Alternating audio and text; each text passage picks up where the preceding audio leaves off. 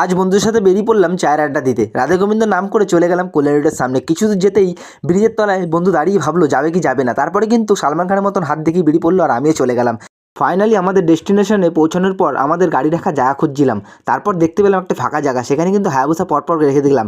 আর আমার বন্ধু আমার সাবস্ক্রাইবারদের ভয় দেখানোর চেষ্টা করলো। তারপর কিন্তু অনেক বাচ্চাদের চড়ার জিনিস দেখতে পেয়ে আমিও চড়ে নিলাম স্বামীকন্দের মধ্যে। তারপরে চারিদিকে চোখ ঘুরাতে দেখতে পেলাম ক্যামেরা লাগানো, সেখানে কিন্তু চুরি খুব সাবধানে করতে হবে তোমাদের।